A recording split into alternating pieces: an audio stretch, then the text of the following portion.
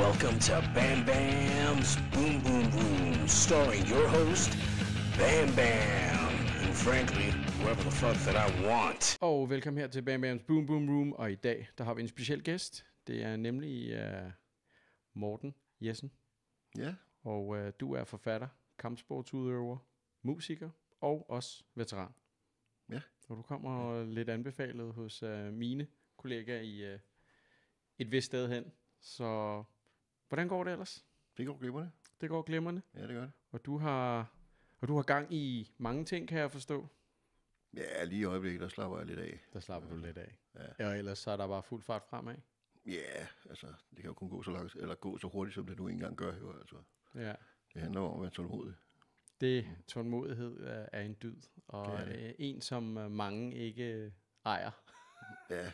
Og vi kender jo alle sammen det der med at være utålmodig, så jamen, lad os starte fra noget begyndelse. Hvor og hvordan voksede du op? Jeg er vokset inde i midten af København, Ja. inde i Gammelstofgade. Helt inde i, var det København K? Ja, det er det. Ja, hold da op. Og hvordan var det? Det var et dejligt sted at bo. Var det dejligt? Ja, lige over for kommunehospitalet. Ja. Det var smuk udsigt, når man kiggede ud af vinduerne. Ja, der er mange smukke udsigter inde i Ja, det er byen. det sgu. Og jo højere op man kommer, jo bedre, ikke? Ja. Men så er der jo trapper. Ja, men det er også godt. Det er Ude på det. tredje sal, der er masser af trappetræning. Præcis. Ja, det er skønt. Baller af stål. Ja. Er der nogle minder fra barndommen, der skiller sig ud, der er på godt og ondt? Nej, det ved jeg sgu ikke rigtig. Altså, har en masse, jeg har gået i klasse med, altså, som er nået en masse ting, altså, så det er sgu svært at vælge. Ja, men det kunne jeg godt forestille mig, og man bliver så forskellig, og når man så når en vis alder og ser, hvor alle ens gamle klassekammerater er kommet hen, så spænder det jo bredt, ikke? Ja, det gør det. Jeg falder jo nok lidt uden for normalen. Jo, men hvad er normalen efterhånden? Ja, det ved jeg sgu ikke. Det er jo heller ikke fedt at være normal, er det det? Nej, det synes jeg ikke. Nej. Man skal helst være lidt speciel. Det er det. Sådan har jeg det også. Jeg tror, der var en, der sagde, jeg ved ikke, om det var en musiker eller en filosof, der sagde, you laugh at me because I am different. I laugh at you because you're all the same. Præcis. Og det er det der med, når man hører ind under den standarden og normen, så bliver tingene lidt kedelige en gang imellem. Ja, det gør det. Man skal heller ikke være bange for at skille sig ud. Nej, det er lidt det. Og det tror jeg, der er mange, der siger, de ikke er, men måske inderst den er de lidt. Ja, altså, skille sig ud på en positiv måde, det er altid en god ting. Ja. Det er rigtigt.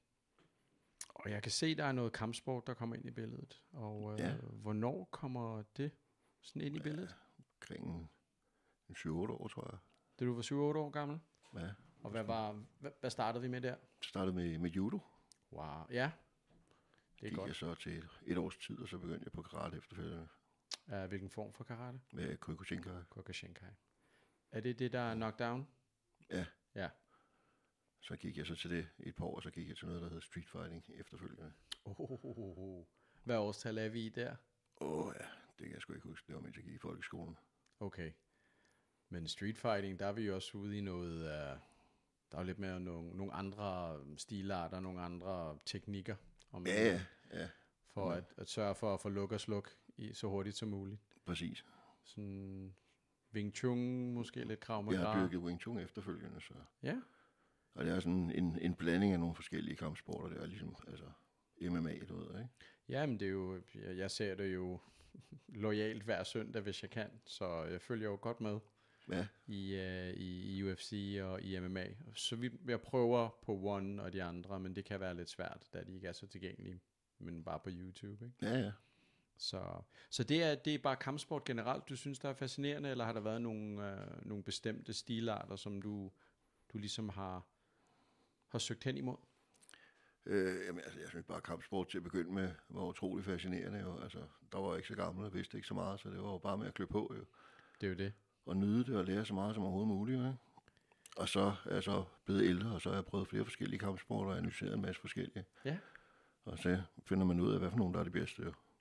Er der noget, hvad tænker du, er det noget, der skifter sådan lidt med tiderne, og hvad du godt kan lide? Eller nej, det synes jeg ikke rigtigt. Altså, jeg kan godt lide alle former for kampsport. Kan du det? Alting er sundt. Det er det, det er det i hvert fald. Hver sine mål, og altså, det er ikke det vigtige altså, at dyrke noget voldeligt. Det vigtige er at få disciplinen inde i, og finde ro i sig selv. Ja. Altså, om du gør det for at slås, eller om du gør det for bare at træne og finde harmoni, det er jo det vigtigste. Ja. Og meget af de mere ældre kampsporter har jo også meget med noget harmoni og noget disciplin. Lige præcis. Og kunne også kunne tage styring og kunne have et værktøj. Ja, koordinationen. Koordinationen, ja, tro mig. Det er utrolig vigtigt. Ja, det er der. Og Muay Thai, det er i hvert fald en af dem, der kræver lidt koordination og lidt fleksibilitet. Det gør det. Med de høje spark. Ja. Det fandt jeg ud af, det var jeg ikke så glad for. Nej. Og det var ligesom Mike Tyson sagde, alle har en plan, indtil de bliver slået i ansigtet, ikke? Ja, har fået nogle på en gang imellem. Det kan man næsten ikke undgå. Nej, det kan man ikke. Og om det så er selvforskyldt, uheld, eller ja, der kan jo ske meget. Ja, jeg tog så instruktøruddannelsen, efter jeg kom hjem fra Irak af. Ja, og Irak, det kommer vi også ind på her lidt senere. Ja. Men instruktør i hvilken kampsport? I Wing Chun. I Wing Chun, hold da op. Og så er jeg så dyrket kampsport i Thailand, en thai-boksning. Ja. Vaskægte Muay Thai. Ja. Med albuer og knæ. Ja. Hvordan var det? Hårdt, men fedt. Det er hele dagen, er det ikke det? Jo, hele tiden. Og 6-8 timer om dagen, altså. Og så få kalorier som muligt, eller fik I ordentlig mad? Ja, vi spiser sgu fint nok. Altså. Ja. Og de er nogle, det er noget fascinerende. Det er jo det thailandske Muay Thai. De starter jo helt nede fra 4 års alder næsten. Ja, det er sindssygt. Og så... Men er der noget med når de starter så ungt, at de bliver sjældent skadet i forhold til så mange andre? Jeg ved ikke, de har jo en bedre teknik, og jeg ved ikke, om de passer bedre på hinanden på en eller anden måde, men de bliver jo hærdet. Ja. Det er jo også det, altså hvis du går hen og slår på en person, der aldrig har trænet, så kommer han til skade. Ikke? Men når du har trænet, så er du vant til at optage slag, og du ved, hvordan din krop den reagerer instinktivt. Ja. Ikke? Og det gør den bare. Og det kan normale mennesker ikke, hvis ikke de har trænet. Nej, det går. Og det gør en stor forskel på, hvordan du optager impactet for de forskellige teknikker. Det er faktisk en rigtig, rigtig vigtig del af det, og det tror jeg, man lærer. Forhåbentlig lærer man det hurtigt, når man begynder på det. Ja, men der er jo nogle mennesker, der ikke dyrker noget som helst styrke, og de kommer altså bare utrolig hurtigt til skade, hvis de kommer op og slås. Jeg synes bare nu, at påbegyndt igen noget jiu-jitsu, jeg synes alt gør ondt. Men det er dejligt. Ja. Det er jo den der dejlige smerte, og ikke den der smerte med, at man bare har rejst sig forkert fra sofaen. Ja, men det er altid godt. Ja. Så... Men det kampsport, det har bare fulgt dig lige siden du var de der 7-8 år gammel, og så har du bare holdt ved det, og uden de store pauser.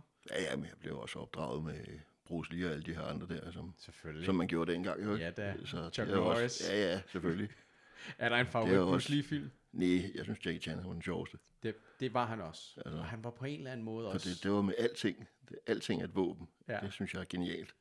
Og elegant. Ja. Det er simpelthen så smukt, og så er han bare akrobalisk helt vildt jo. Altså. Ja, og så er han sympatisk og sjov. Ja, hvor mange af de der, hvis man kan huske fra de gamle dage, når man så sådan nogle Bruce Lee-film, eller Chuck Norris, eller Michael Dudikoff med American Ninja, der var det så alvorligt, ikke? Ja. De skulle være så pragmatiske og så stoik i det, ikke? Det blev lidt, blev lidt meget fløde, ikke? Hvis ikke du hygger dig, når du slås, altså, og nyder det, så skal du lade være med det. Præcis. Altså. Jamen i det hele taget, hvis du ikke nyder det, du laver, så skal man da vel helst stoppe med det. Et eller andet sted, så er det en god idé, ikke? Fordi det er jo ikke vejen til lykke. Lige præcis. Det sidder fast i... Det er det nemlig ikke. Nej, det er lige meget, hvad fanden det er, man er gang i. Om det er slås, eller om det er arbejde, eller hvad fanden det er. Ja. Det gælder om at finde det, der gør en glad. Ellers så kan det være lige meget. Præcis. Love what you do, you'll never work a day in your life. Lige præcis. Det er jo præcis sådan, som det skal være. Du virker også som et meget centreret, roligt menneske. Det er jeg også. Og har sådan noget som buddhisme jo været inde og sætte et præg ind... Det er det uden tvivl, men altså, der er mange religioner, som den dag i dag, som alle sammen prædiker om fred, de er alle sammen flere tusind år gamle jo, om hvordan vi skal leve i harmoni med hinanden. Ja. Og så har jeg jo boet i Thailand i de der 12 år der, og det har selvfølgelig præget mig en masse. Ja. Og så med alle mine oplevelser rundt omkring i verden, og med møder med andre religioner og sådan nogle ting, og så ja, det har du i hvert fald haft. Så har jeg skrevet min egen bog med harmonisme, hvor jeg et forsøg på at lære folk at leve i harmoni med hinanden. Ja. Og det er specielt, når man tænker på, hvad du har været igennem. Det er det der med at leve i harmoni med hinanden. Der er jo noget balance med sort på hvidt, ligesom en yin og en yang. Og hvor man har været ude i situationer, hvor der er i hvert fald ikke er særlig meget balance. Det er det. Med hinanden. Det det kommer vi jo også hen til, og vi kan da rykke pikant videre til, hvornår kom forsvaret ind i billedet så? Jamen, jeg har sådan set altid vidst, at jeg ville være soldat. Altså, det har jeg vidst, siden jeg var en helt dreng, stort set. Hvad var inspirationen for det? Min far var soldat. Været med besættelsestropper nede i Tyskland. Okay. Og min onkel var soldat også. Så det er bare en soldaterfamilie? Nej, altså, de har været et stykke tid, men det er jo ikke specielt lang tid, men de var meget, det var noget, altså, de snakkede altid om det, du ved, ikke? Ja. Og det var en spændende tid, det var noget af deres bedste tid i verden, altså. Sammenhold og venskab. Ja, lige præcis, ikke? Og så synes jeg, Danmark var et dejligt land, det vil jeg da fandme da gerne beskytte. Ja. Beskytte de mennesker, der bor her, for det er gode mennesker. Præcis, og de værdier, vi står for. Ja. Ja. For at kunne styrke den harmoni, vi allerede har. Ja. Altså, vi har potentiale til at være det bedste land i hele verden. Ja. Uden problemer, altså. Er vi ikke nummer 2 eller 3 i de gladeste? Finnerne har lige taget det er jo ikke rigtig mål på folks glæde. Det er jo bare deres regnestykker. Ja, præcis. Det er jo noget fis i hornlygte, efter min mening. Det er det. Det kan du ikke måle. Nej, det kan du nemlig ikke. Ikke på den måde. Ja. Der er sikkert nogle små afrikanske landsbyer, hvor de nærmest aldrig har set en iPhone, og de er overlykkelige. Helt vildt. Ikke? Super harmoni med hinanden og naturen. Præcis. Ikke? Jeg har ikke det hele, jeg har nok. Ja. Ja, og det er vi desværre kommet lidt langt fra i den vestlige verden. Ja, alt for langt. Alt ved hånden. Og det er bare ikke fedt. Ikke nødvendigt. Materialismen går ind og overtager en del og fjerner vores fokus på de vigtige ting. Ja, det gør den uden tvivl. Ja. Og det samme med, at du kan også se på, alle folk skal have en diagnose nu. Ja. Altså stort set, ikke? Jo. Der er noget galt med alle mennesker, de skal alle sammen bare have nogle piller. Ja, for mig virker det som om, at det er en dårlig undskyldning, og så får farmer lov til at tjene en masse penge på. Lige præcis. Og det er sørgeligt, at vi når til det punkt. Ikke? Det synes jeg også. At vi bliver et medicineret folk. Ja. At fårene får lov til at blive mere sky og mere... Ja, men altså hvis du er antidepressiv, så bliver du bare mere ligeglad med alting. Præcis. Ja, men jo længere tid du er på dem, jo mindre lyst har du bare til noget som helst overhovedet. Præcis. Og benzodiazepam er noget af det farligste. Ja, altså, det er alt sammen noget forfærdeligt pis. Ja. Altså. I stedet for at gå ud og nyde godt af, hvad naturen har givet os. Der er masser af ting i naturen, og med at kigge ind i sig selv og lære sig selv at kende, og acceptere den, man er, sådan, så man kan finde harmoni i sig selv, så slipper lysten til alle de andre ting også. Præcis. Al materialismen, den får stille og roligt lov til at flyde ud af kroppen. Ja. Ja, hvis man kan være så heldig at ramme det, så skal man af med en masse afhængighed af for eksempel det, vi får smidt i hovedet til dagligt, ikke? Ja, men altså, så har man det godt. Ja, det er rigtigt. Så hvornår søgte du så ind i forsvaret? Var det i værnepligten? Jeg startede i hjemmeværnet som 17-årig. Ja. Det år, man kunne komme ind der startede jeg en patrulje i hjemmeværnet. Hvilken kaserne, kan du huske det? Hjemmeværnet? Ja. Det hørte jeg nede på Kastellet. Ja, det er. Ja, det er der, ja. Og så var jeg dernede i, den har jeg været i 10-12 år eller sådan noget, tror jeg, den gruppe. Og så startede jeg i forsvaret som 20-årig. Okay. Var det i forbindelse med værnepligten, eller gik du bare ind og sagde... Jamen, jeg prøvede at melde mig frivilligt, men der var alt for mange, der ville ind, så jeg fik lov til at vente. Og så blev jeg så indkaldt til værnepligt som 20-årig. Ja. Og så meldte jeg mig frivilligt. Var der noget gang i verden på det tidspunkt? 93. 93, okay. Så har vi Somalien... Mogadishu, det var vel i 92, 91? Første krig i Irak. Ja, Desert Storm. Ja, der boede jeg i Saudi-Arabien på det tidspunkt. Der blev min far, han var gammel ØK'er. Der blev vi evakueret der, når jeg var 12 år gammel. Og der skete der ikke særlig meget.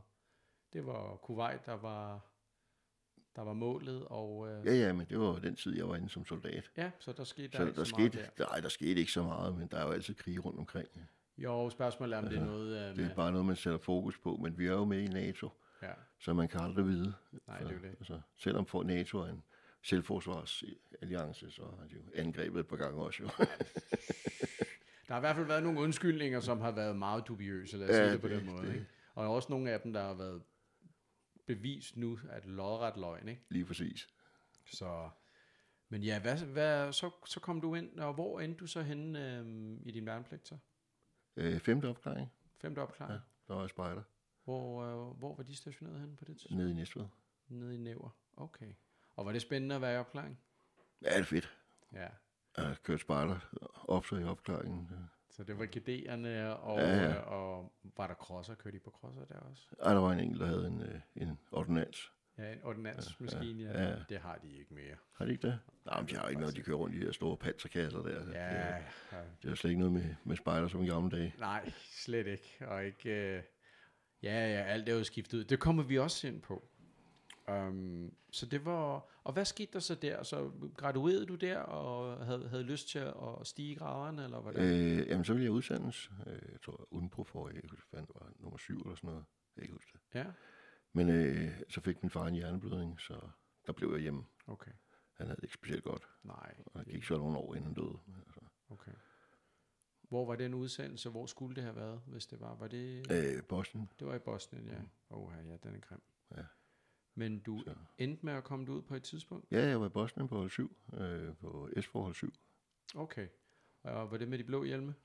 Nej, hvide det var de sorte. S-forhold, det var Stabilization Forces. Det var det med de sorte. Yes. Ja, hvad hed de hvide? Det var UN. UN, ja, okay. Blå barater. Blå barater. Men de har jo ikke mandat til noget som helst, så det er bare at stille sig i skydelinjen og blive skudt på, hvis der er... Eller... Ja, indtil de finder ud af, at hvis de bare ikke skyder på de hvide kampvogne, så sker der ikke en dadel. Med de løse organisation. Ja, der var lidt meget trauma forbundet med bare at sidde og kigge på, hvad der blev gjort. Ja. Og hvis det ikke blev gjort mod dig selv, så kunne du så ikke gøre en skid andet end bare at kigge. Ja. Og det kan også godt...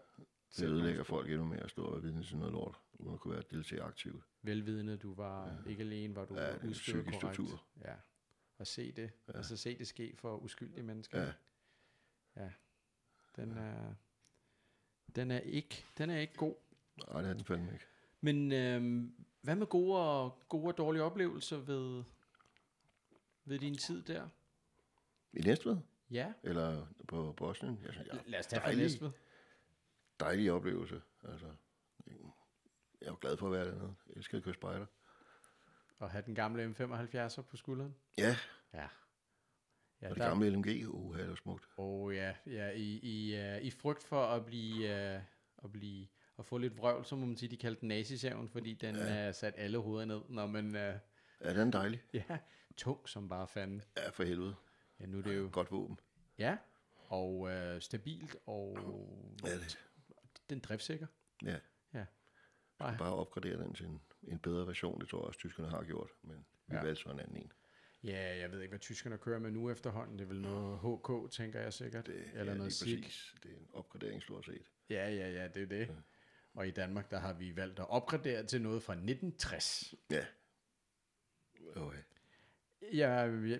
Jeg hørte den med løs krudt her forleden, og den er stadigvæk... jeg elsker Rambo-filmene, så den er fed. Noget nostalgi i det på en eller anden måde alligevel. Ja, men det er stadigvæk noget gammelt lort. Og der kan jeg køre på i timer, hvorfor vi ikke har den belgiske Minimi i stedet for, eller den hedder 240, tror jeg, eller 249, det kan jeg ikke huske. Ja, vi skulle i det hele taget have et større udvalg af våben. Ja, og ikke nødvendigvis noget, der er så langt. Nej. Ikke. Vi er et lille land.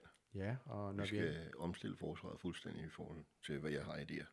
Ja, det kan vi også godt komme ind på i form af små hold i stedet for, og masser af spejder og opklaring og den slags, i stedet for at tøffe rundt i alt det store. Ja, højteknologiske droner og sådan noget der i stedet for. Ja, det tror jeg, de har vist fattet, men det er jo noget, der går langsomt. Artilleri og kampvogne, det duer ikke i Danmark. Ikke mere. Nej, det gør det jo ikke. Det er jo bare set sådan noget som stævnsforhold. Ja.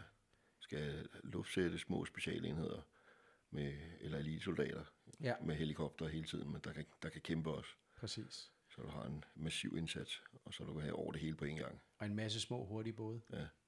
De der svenske nye river gun boats, som de har solgt til amerikanerne, hvorfor sejler de ikke rundt overalt? Fordi de kan jo komme ind nærmest hvor som helst. Men jeg tænker også skal være sådan, så det kan harmonere med samfundet, sådan, så det kan bruges i fredstid. Alle helikopterne vil være geniale at have til at kunne flyve syge mennesker. Præcis. Ja, bådene kan bruges til redning. Altså. Ja, Udover bare at passe på, så er det en kystvagt, hvor der kan hjælpe over det hele.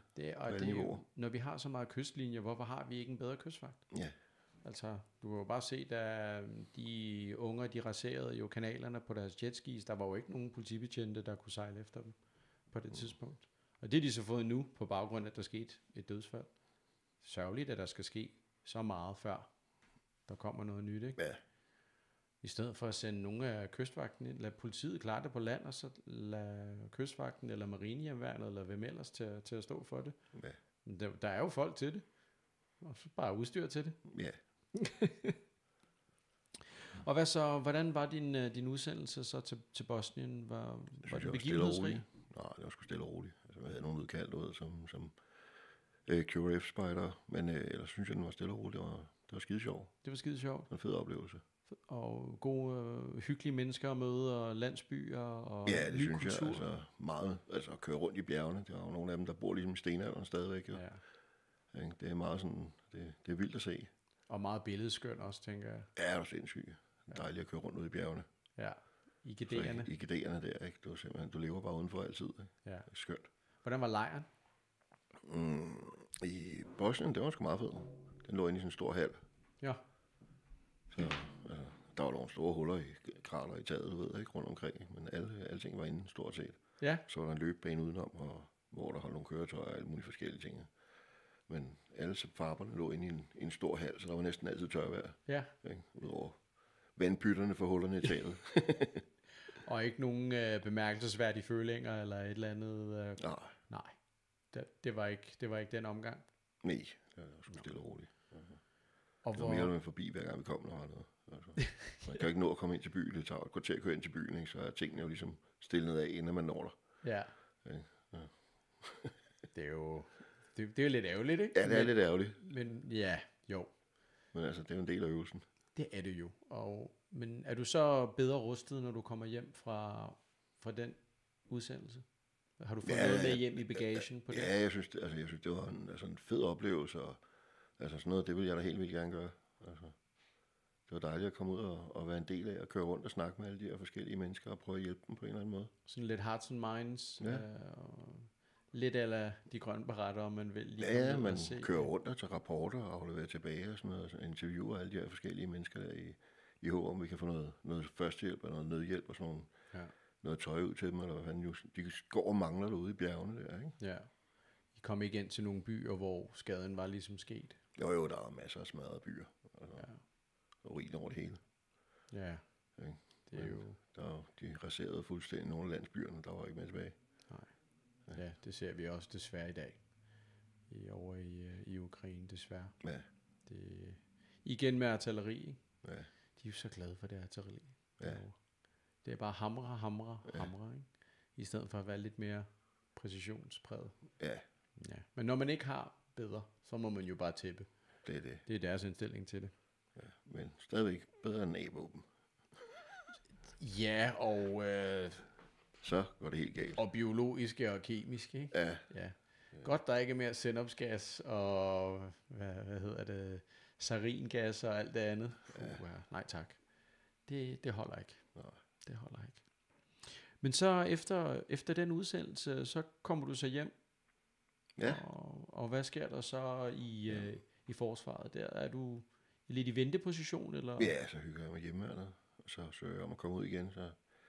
En af min gamle gruppefører fra Bosnien, han ringede og spurgte, om jeg ville med på hold 2 i Irak. Okay. Og det var den anden omgang? Det er ikke i Irak. Nej, det var, hvad det hedder, hold 2 i Kosovo. Kosovo, ja. Okay. Og det var, hvad var det? Det var Tirana, kan det passe? Nej, Mitrovica, ja. Og hvad var opgaven derude? Der var jeg også spejder. Og det var albanerne, der var under pres? Nej, det var serberne, der var under pres der. Ja, det var sådan, det var. Den sydlige del, det er jo albanere. Ja. Så der var ikke så mange serber, så de sloges der på broen. Ja, så der skulle I ind og ligesom at holde dem fra hinanden, om man vil. Ja, der var gang i den. Og der var gang i den? Ja, der var sindssygt, der var gang i den. Okay, så hvad oplevede I dernede så? Alt fra at blive bombarderet med svin, raketterne flyvende hen over hovedet, at slås med de lokale, få dem smidt hjem om aftenen, og det var lugtforbud eller udgangsforbud og sådan nogle ting. Altså, Altså, vi lå og kørte rundt næsten 24 timer i døgnet de første 14 dage. Ja, det var helt hjernedødt. Spejdergeværer, vi havde buler i alle steder for at blive bombarderet med sten og sådan nogle ting. Så det var jo også lokalbefolkningen, der havde et problem med jer også? Ja, de ville jo gerne have lov til at slås, jo. Nå ja, det er jo lidt det. Okay. Så når de er så aggressive, så det skal jo gå ud over nogen. Ja. Sådan ved du, den ligger helt galt, jo. Så kombatanterne, de var jo, hvad skal man sige, irregulære, om man vil. Ikke nødvendigvis uniformeret. Nej, det er bare civile, jo. Med våben. Altså mig i Kosovo, der var det mest sten og stave og sådan nogle ting. Altså, så når det blev mørkt, så begyndte jeg at ligge og skyde vinduerne efter hinanden. Okay. Nærmest med en bro imellem. Ja.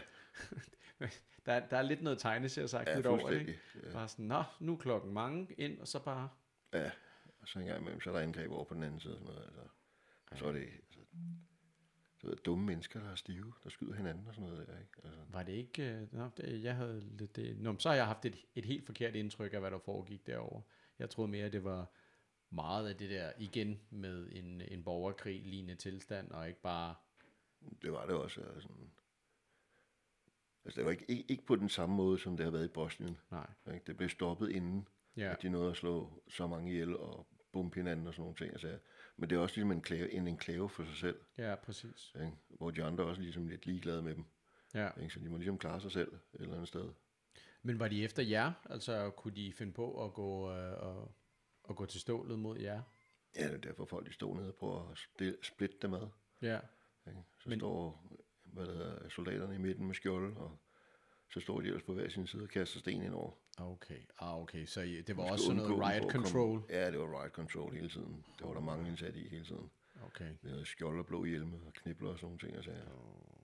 Og der blev ikke... Der blev med at gå til stålet. Der blev gået til stålet? Ja, det var sindssygt, mand. Var det stun grenades blev kastet frem og tilbage. Bare ringer? Ja, det hele det gyngede. Og der var ikke nødvendigt... Var det på noget tidspunkt nødvendigt at trække et håndvåben eller lignende? Og jeg har taget ladgreb mange gange, der skud, varselsskud og sådan nogle ting, så okay. Men aldrig... Det nødt til. Altså. Men der var ikke nødvendigt at virkelig... Nej, heldigvis. Heldigvis. De kunne godt se, okay, det var her til ikke længere. Ja. Vi er 6 mand, ikke? Vi har ikke nogen steder at gemme os. Nej. Hvis I går også, så bliver vi nødt til at skyde. Præcis. Der er ikke noget at gøre. Så det er lidt ligesom at prøve grænser af. Ja. En teenager, der er rebels, der prøver at... Ja, der var også mange voksne mennesker.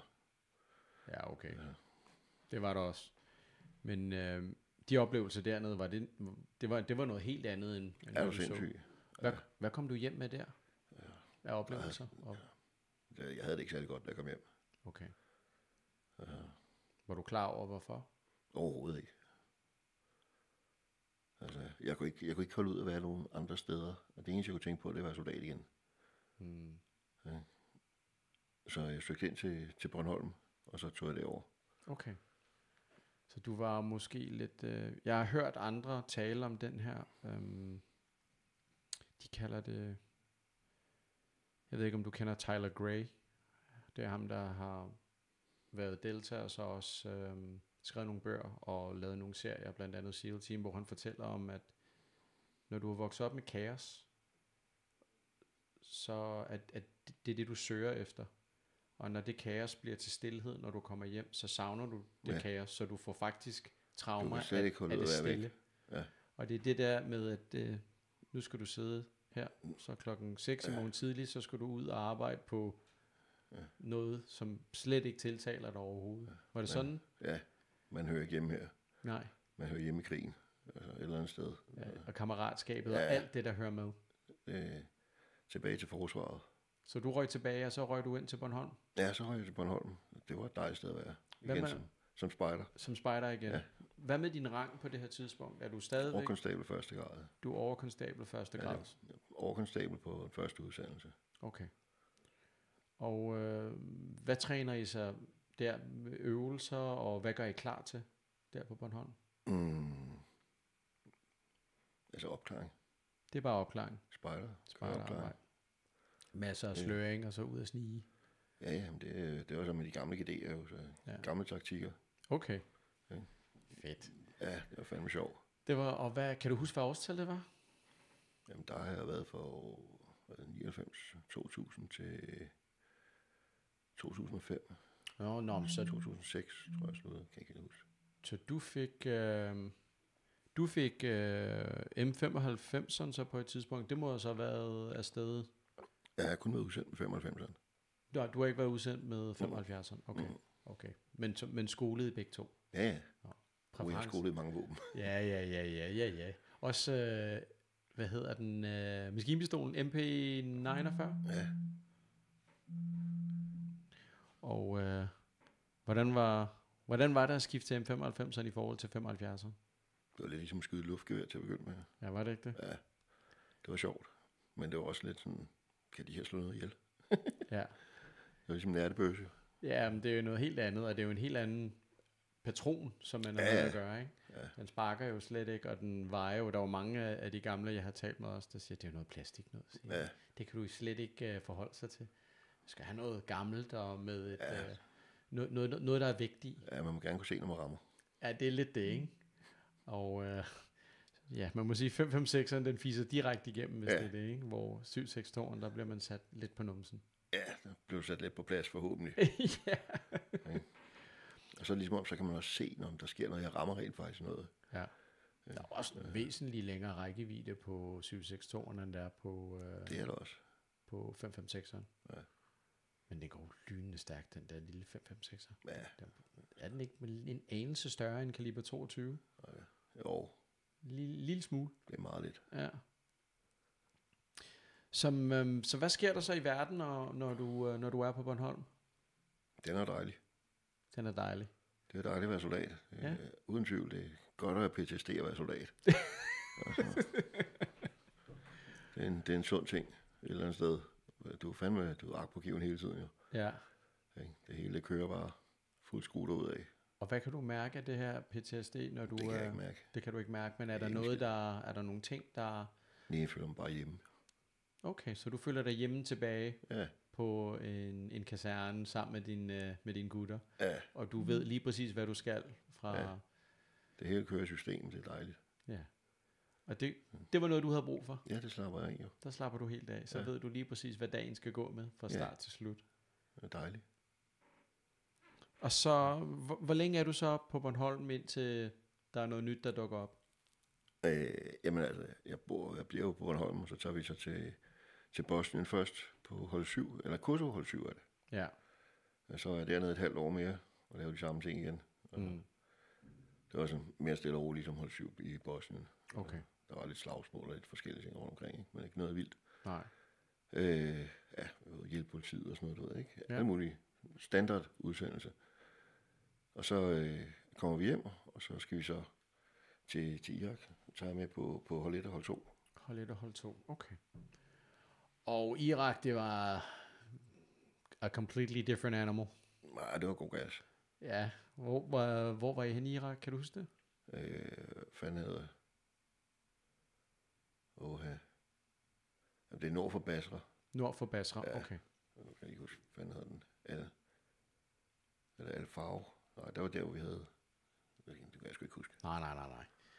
Jamen, der er jo... Jeg har været der længe efter os. Ja. Ja, det er... Ja, Irak var noget helt andet. Og specielt i anden omgang, når man nu er... Det ved jeg ikke, om du har været inde og se Warfare-filmen. Jo, det synes jeg, den var lidt skuffet over. Var du det? Ja. Jeg synes, de står i en cirkel med nogen, der bløder på gulvet, og de er mere eller mindre lost alle sammen at se på. Ja. Altså. Men kan du ikke genkende til noget af det? Ikke sådan lige umiddelbart. Jeg regner med, at der var nogen, der havde sikret, at der var noget aktion, og det blev taget så ordentligt af, de der sårede mennesker der. Ja, specielt når man tænker over, at de er et SEAL-team. De starter med at evakuere den eneste medic, som det ser ud til, som er der, som har, hvad det hedder, morfinen. Ham må de ved at smide ud i vognen. Ja. Altså, at gøre sådan noget, uden at tage tingene fra ham, sådan så vi kan bruge dem. Ja. Det er jo ligesom at lade sig selv i stikken. Altså, det er ikke særlig smart. Se, nu får jeg et helt andet, en helt anden vinkel. Sanitetstaske væk. Jo, også det der med, at der går så lang tid, før tonikererne kommer på. Ja. Og før morfinen bliver bragt det er jo først, da han vågner selv, ikke? Ja, og fortæller, at man giver morfin, ikke? Ja, og så ham den stikker sig i tommelfingeren. Ja, og stikker sig i tommelfingeren. Altså, hvad er det for en gedemarked? Ja, det er, jeg tænker, at det er jo et realistisk syn på, måske hvad den traume, som springladningerne og alt det kan give. Jamen, de virkede som om, at det er første gang, de laver det her. Det skulle være Navy Seals. Og det er det ikke, tænker jeg. Det virker bare lidt som om, de er kommet fra en eller anden softballbane, og så bliver de bare kastet ned i tyrens røvhul. Altså, hvad fanden sker der? Man må sige, Mikey med LMG'en, han klarer det sgu ganske fint med. Der er nogle øjeblikke, hvor det giver meget god mening. Ja. Men altså, og de har det der sygsvigt, de har ud af det der lille hul. Ja. De kan se mange ting gennem det lille hul der. Ja. Sådan er det altså ikke i virkeligheden. Nej. Der kan man ikke se en skid. Ja. Men til gengæld så hører man lige det der klink, klink, klink, og så bliver der helt stille i et halvt sekund, og så stikker det af. Og der har man jo gået og ventet på, at men det er jo fordi, det er jo egentlig ret realistisk. Vent. Jamen, de venter lige lovligt længe. Og så også det der, de har sat Claymore-miner op på altanen, rullevejen rundt. Det er sådan lidt, at man signalerer, her er vi, halløjsa. Ja, og specielt vi ligger her og gemmer os. Når de var sat oven på selve rækværket. Ja, hvorfor det giver jo ingen mening. Indvendigt? Nej.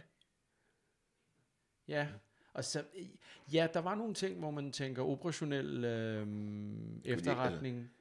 De mennesker, der boede inde i den lejlighed, hvor de gik igennem væggen, hvordan kommer de ind?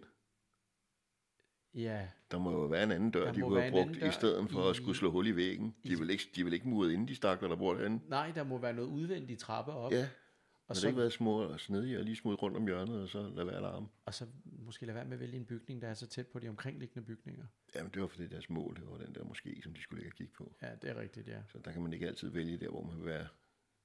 Nej, det er nok også rigtigt nok. Men når hold 2 kollapser og hjælper ned på dem, det virkede ganske det virker meget godt, da de kom. Der tænkte jeg også, nu kommer der nogen, der har styr på det, og så... Ja, og deres fremgang mod hvor det virkede meget fornuftigt. Det virkede men der var lidt smalt mellem folkene. Ja, var der det? Ja, det synes jeg. Var de lidt for tæt? De kunne godt have bevæget sig... Det er jo film. Ja. Men jeg synes da, at den var der nok en af de mere realistiske, jeg har set for nylig. Og jeg synes, den satte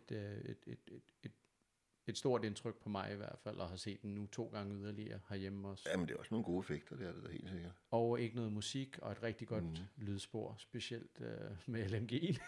ja, der er nogle gode øjeblikke, det er der helt sikkert. Ja, og også det, at krigens tog, den synes jeg bliver afbilledet ret meget om. Den så er realistisk eller ej. Den burde de have været kommet over på det tidspunkt, de mennesker der. Ja, det er det. Sted, det tror jeg. Ja. Det kan jo tænkes, at... du har jo fået lidt røv, når du er sådan en seal der, så burde du være lidt mere mentalt forberedt. Eller? Ja, også hvis de har trænet breaching og den slags, så må de også kunne have været vant til... Ja, men også førstehjælp og sådan nogle ting. Altså, det virker sådan... Ja, førstehjælpen, den var lidt... den virkede meget lidt... mangelfuld. Ja, og så også det der med at gå og vade ind og træde på hinandens fødder. Ja, jamen altså, der står 8 mænd i en ring og 2, der arbejder, ikke? De kan da godt bruge en hånd mere, det er jeg sikker på. Ja, 100%, ja. Og, de går så 2 rum dybt, ikke? Ja, men der står der 8 mand rundt om og kigger på dem. Ja. Stort set, ikke? Og så kommer der endnu flere til, og det er stadig kun 2 mand på 2. Ja. Og så får de endelig evakueret til sidst, ikke? Ja. Og endelig fik brugt pansermaskinkanonen på de Bradleys. Ja. Helt til sidst. Det sad man også i dem. Det undrede mig også, hvorfor det ikke blev gjort, ja. Men der blev ikke kaldt ind jo, fordi deres befalingsmand var jo helt væk. Han kunne ikke. Han... Hvilket ikke giver mening. Men jeg kan godt forstå det et eller andet sted, der har fået en hjernerystelse. Ja. Men... Ja, og det var jo de der Claymores, der rockede mange af dem. Ja. Og måske dårligt sat. Ikke helt optimalt. Nej. Men det var så også i Irak, det var i Ramadi. Og var der lige så meget gang i den hos jer der? Nej, ikke sådan, at vi lå inde i husene og sådan noget. Var det, lå I inde i en by eller udenfor? Nej, vi havde Camp Eden, den lå et godt stykke. Camp Eden, ja, det er rigtigt, ja. Okay. Der ligger det russiske oliefirma Lukoil nu. Ja. Og var det meningen, I skulle beskytte det? Nej, det er først nu. Det ligger mange år efter. Okay. I samme område. Hvad for nogle opgaver var I ude på der? Jamen, det er jo det samme. Altså, køre rundt og holde ro og orden og prøve at finde våben, som vi stort set har gjort alle de andre steder. Ja. Altså, men altså, der er jo mange banditter. Ja. Var det Saddams fedayeen-kriger, der var... Ja, og så mange. Altså bare, det er jo klaner. Ja. Klankrige.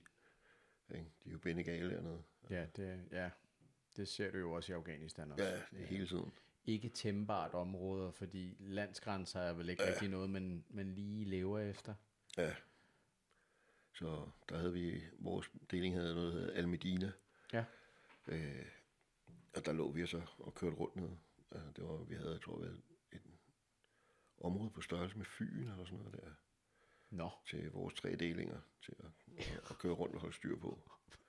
Så vi havde lidt travlt. I havde lidt travlt? Ja. Hvad havde I at støtte så til sådan noget? Det er ikke stort noget. Altså, hinanden. Ja. I havde ikke... Der er jo en gruppe, der er i gang, ikke? Hele tiden. Og der er 3 grupper i delingen. Altså 8, 16, 24. Ikke? Hold da op. Så er der nogen på posten konstant. Jo. Ej. Og så samtidig så skal du bygge lejre og lave pigtråd og gøre alt muligt andet. Hold da op, så der var masser at se til. Der var masser at se til. Der var åndssvagt og gang i den. Hvad med vejsidebomber og den slags? Var det noget, der var prævalent? Det var der ikke på det tidspunkt. Ikke det var der ikke? Nej. Så det var ikke en stor frygt? Nej, overhovedet ikke. Altså. Men var det bare små? Vi havde fået at vide, hvor der var blevet kastet, clusterbombs, men ellers så var der ikke rigtig nogen miner nogen steder. Nej, okay. Og det var kun små bevæbnede grupper? Ja, banditter rundt omkring og ud og lede efter våben og sådan noget, ligesom mange af de andre. Altså, det var bare et højere niveau af skyderier her, ikke? Var de lidt bedre? Eller var det Nej, det var bare nogle... Altså, de slås bare hele tiden jo. Ja. Der er vi lidt mere rolige nordpå. Okay. Der skal jo ingenting til, så det kan de skyde efter hinanden. Altså. Ja, der er jo det med sunnierne og shiaerne og den slags. De er bindegale. Ja, det var de jo dengang jo. Og der var jo mange, der var jo glade for, at Saddam han røg, og så var der mange, der var knap så glade for. Men sådan er det vel altid. Ja. Der er altid 2 sider til en sag. Ja. Hvad hedder han? Shrek, The Sheriff of Baghdad, John McPhee, ham der var inde og se Saddam, da han kom ind.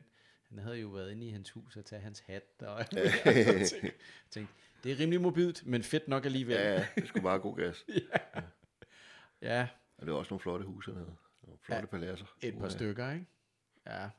Og hans sønner, de var også nogle også rigtig nogle gode citizens, var? Ja, jeg har været i alle paladserne. Og hørt og historierne? Nej, bare været der på arbejde. Ja. Så der var ikke nogen store begivenheder, der skete der? Nej, det var blevet amerikanske lejre jo.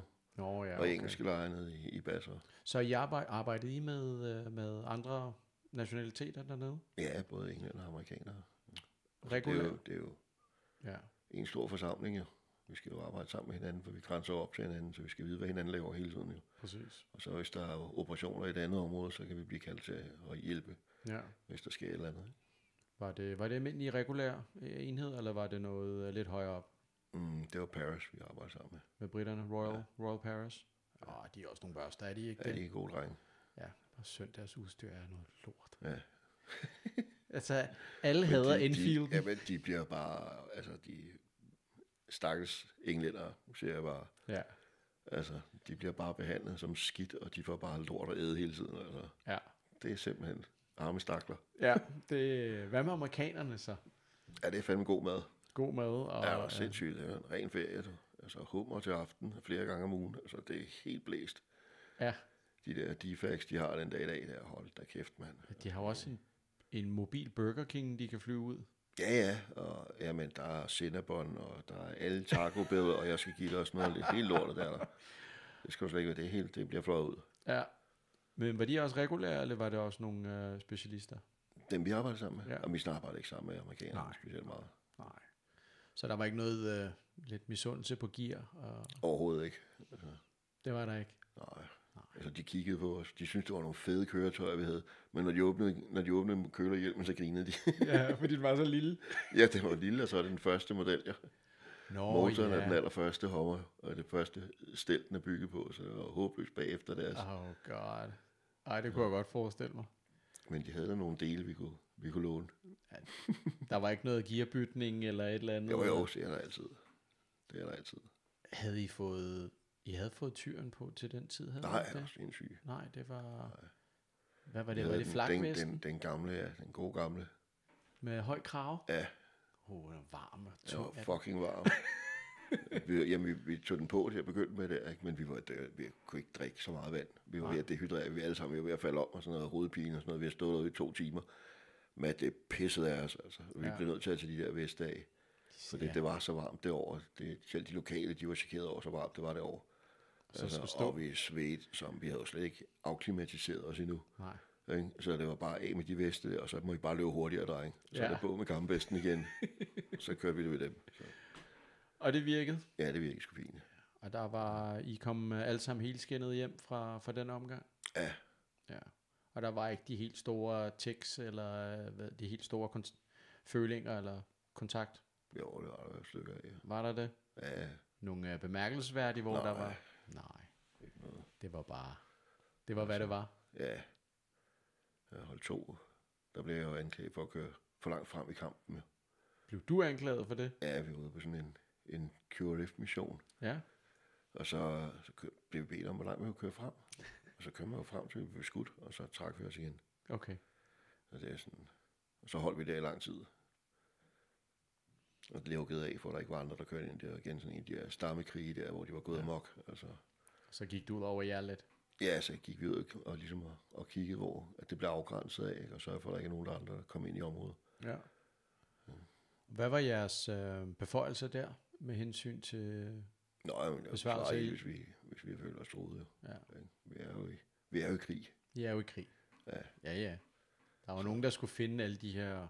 Ja, men vi har jo bemærkelsesmærdigt større respekt for folks liv, end de har dernede. Helt klart. De stjæler jo med arme og ben, jo. De stjæler jo alle højspændingsledene, for der er kår inde i. Ja. Så der kravlede de op og ville stjæle dem, og så står vi jo der og venter på, at de kommer ned, de her 20 her, og vi er ved at fange dem, du ved, ikke? Altså, så kommer de okay, hvor skyder dem ikke bare? Altså. Ja, men det må vi ikke. Nej, det er vel også lige sådan, at skyde dem på et stykke kår, altså tage lige sammen, ikke? Ja. Altså, lad os lige snakke om tingene. det er straks værre, når de stjæler katalysatoren under garderen, ikke? Ja, så er det ikke så godt. Men altså, man ved ikke, hvad det er for en. Det er jo en stakkels mand, der er sulten et eller andet sted. Ja, og det var jo ikke rigtig hans valg, at hans land skulle inde i... Nej, hvis han havde været en rigtig bandit, så havde han haft et våben og skyde nogen med i stedet for. Præcis. Det havde været noget nemmere. Så kan du tage fra de andre, som ikke har. Ja, lige præcis. Ja. Og sådan ville verden altid være skruet sammen, desværre. Ja, desværre. Ja. Og hvor lang var det? Det var kun én udsendelse til... Nej, det var 1 og 2. Det var 1 og 2? 1 og 2. Okay, hvad var den store forskel mellem de to? Der var gang i den på lidt... Der var gang i den på hold 1? Ja, der var gang i den. Okay. Der var også gang i den på hold 2, men det var mere afdæmpet. Det var mere afdæmpet? Ja. Var det mere organiseret, den modstand, I mødte? Ja, det er jo stadigvæk igen. Det er jo bare banditter rundt omkring, og så prøver vi bare at køre rundt og være politibetjent stort set, ikke? Ikke noget regulært guerilla-modstand? Jo, der var lidt inde i, men altså, der blev lavet baghold på den der CIMIC-bygning inde i, hvad fanden den hedder, Alkøna. Ja. Og hvordan endte det? Jamen, det ved jeg ikke, jeg var ikke derinde. Nej, du var ikke derinde. Så det kan jeg ikke udtale mig om. Men der var masser af bykamp, eller i hvert fald nej, der var bevægelse i byen? Ja. Okay. Og det er lidt, hvordan var det første gang? Og være lidt inde i noget lidt mere tæt altså, bebygget? Det var jo dejligt, det er det, man har trænet til. Ja. Ja. Og gå der? Der var gang i den, det kunne jeg godt lide. Og vide hvad... Ikke? Men det er jo for det, man er jo blevet lidt blæst i skallen. Ja. Så det er jo mere det. Ja, altså ikke for det, man er... Altså, vi gør det jo for at hjælpe. Vi gør det jo igen afdæmpet. De vil jo lyst til at slå hinanden ihjel hele tiden. Men vi prøver at fange dem i stedet for. Præcis. Så når de skød efter os, så løb vi efter dem. Det var de jo heller ikke vant til. Nej. Altså, det var, hvad fanden laver de? Ja. Skal vi kraftedeme give en røvfuld? Altså. Sæt mig på at komme væk. De tager våbnet fra ham, og så får hun... Og vi kan jo ikke skyde dem, for det er mig, så skyder de. Og så smider de våbnet over hegnet, og så står der en kammerat om på den anden side og løber med det bag ved muren. Ikke? Ja. Og så har han ikke noget våben. Ikke? Og så man skal lige passe på, hvad man render rundt og laver. Ikke? Og så sidder man i saksen. Ja, så skal du bare være ligesom den gamle, nærbetjent inde i byen. Ja. Så får man en røvfuld i stedet for. Så løber vi fange dem i stedet for, og så give dem et par afskrivende. Har du så lært det? Ja, jeg kan fandme ikke skyde efter os mere, din spasser. Men holdt det så, var I på god fod med de lokale dernede så? Ja, det kom der, og der kom jo noget mere respekt for det, vi gjorde sådan, i stedet for bare at skyde folk. Er der en forskel på, hvordan lokalbefolkningen, nu har du været et par forskellige steder, ser på for eksempel danskerne og englænderne og amerikanerne? Er der en forskel på, hvordan... Ja, der er vi meget vældige. Ja, det tænker jeg nok også. Vi er jo generelt meget venlige og passer meget på folk og på dem. Altså også igen det, men vi skyder ikke bare folk. Ikke? Og vi er mere rolige end mange af de andre. Amerikanerne, de er jo jacked up, altså de skyder jo kraftigt på alt, hvad der bevæger sig nogle gange. Ikke? Ja, det er jo lidt mere selvtænkende. Ja. Ja, vi er i hvert fald mere selvtænkende. Ja, præcis. Men okay. Men det kommer også an på, jo, altså når de kommer ind i nogle grimme områder der, ikke? Altså så reagerer folk jo også anderledes. Det er jo klart. Så begynder jo dybere man kommer ind i lorten, jo større er adskillelsen på folk. Jo. Ja, og så bliver det jo mere dyrisk, feral, primalt, om man vil. Ikke? Hvor når I kommer derned, så... Jo, I er dernede med dem, men der er stadigvæk flæskesteg nede derhjemme i Danmark, når du kommer hjem, og ordentlige rammer, og det har de jo ikke mere. Overhovedet ikke. Det er jo ligesom deres liv nu. Ja. Så det er deres måde at cope på det. Hvad fik du ud af kulturelt, ligesom at være iblandt irakerne? Var der noget... Jamen altså, nu har jeg også arbejdet dernede efterfølgende. Ja. Som contractor jo. Og jamen altså, der er sgu mange dejlige irakere. Ja. Altså, grundlæggende vil de også bare have fred. Altså, ja. Og har ligesom os andre. Ikke? Der var også flere af dem, der drak alkohol, men altså, det er jo for lukkede døre med lukkede gardiner og sådan noget der, ikke? For det er de er bange for, at der er nogen, der kommer og fortæller om dem, ikke? Ja. For så kan de miste det hele. Præcis.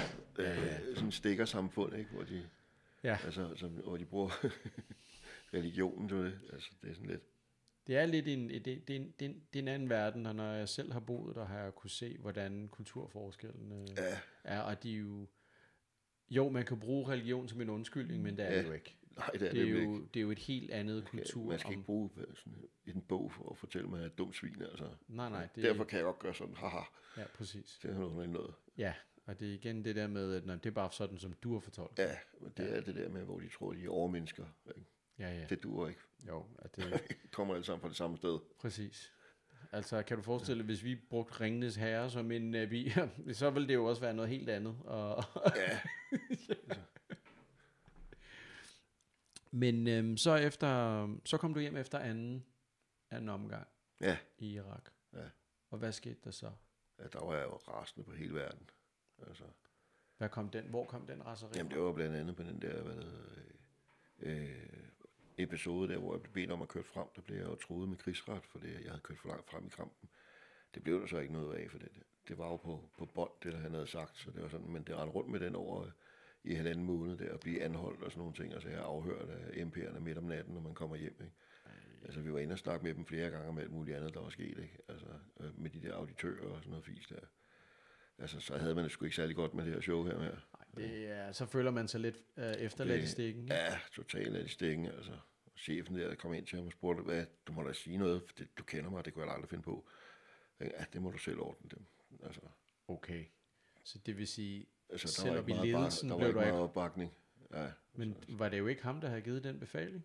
Nej, det var noget for tokken af. Okay, det var noget for tokken af. Ja. Okay, og havde den person indrømmet, at det var den befaling, han havde givet? Jamen, det må de jo have gjort et eller andet sted, for der blev ikke noget ud af det. Jeg spurgte efter et par måneder, hvad bliver der med en krigsret der?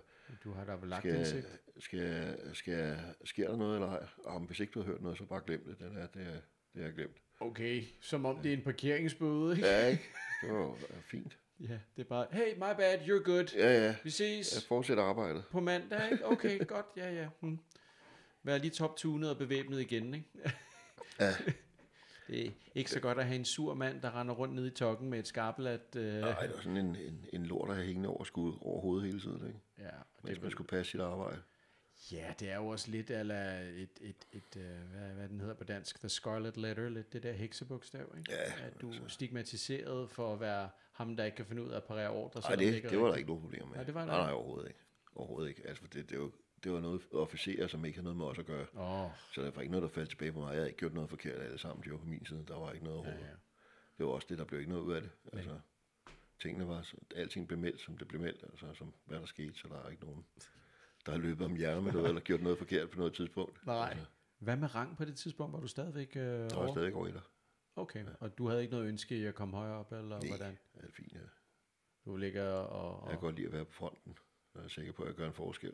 Og ikke var oversergeant, og være bare fyldt med monster og had. Nej, men han er jo om bagved. Ja. Som opser, så er du den forreste af de forreste. Okay. LMG-skytte? Opser. Ja, du opser, ja, okay. Det er mig, der bestemmer. Det var dig, det er mig, der er næstkommanderende i gruppen. Okay. Så det er mig. Gunneren, han er rent faktisk mit bærende våben. Han bærer gunnen derude, ikke? Det er hans eneste opgave, det er at være mit våben. Og bare følge dig? Ja, eller sætte foran mig, eller hvor fanden jeg nu placerer ham hen. Ja. Okay, spændende. Så du kommer hjem og er rasende? Ja, er du sindssygt. Jeg kan ikke holde ud at være nogen steder. Nej. Så jeg gad ikke at være i forsvaret mere. Så det var fandme slut. Så jeg tog min CU, og der tog jeg så instruktøruddannelsen i Wing Chun. Ja. Og på Vesterbrogade. Den nåede jeg så ikke helt færdig med, for jeg fik slidgigt i skuldrene. Okay. Så jeg kunne ikke rigtig løfte mine arme på noget tidspunkt. Det var jeg rimelig belastet af. Var det på baggrund af din udsendelse? Ja, det ikke, men jeg gik rundt og havde ondt i skuldrene i lang tid, du ved, og prøvede hele tiden, og jeg kunne simpelthen ikke, jeg kunne ikke løfte armene og hovedet mere end 45 grader. Hold op. Og så var jeg nede og fik så undersøgt ved lægen, der han sagde, du altså gik til skuldrene på en eller anden klinik, der ligger inde på Nørreport. Den er så blevet lukket ned siden, så de papirer, de er også væk jo. Okay. Men altså, det har jeg også fået anerkendt igen herhjemme, men nu er det jo lang tid siden, så nu er det ikke en arbejdsskade. Ej, for fanden da. Okay. Så er det jo.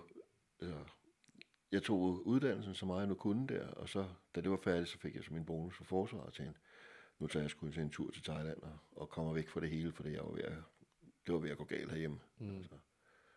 Var der episoder, som... Ja, sprutter, stoffer og slagsmål og sådan nogle ting, og sagde, du var sgu ikke i længden.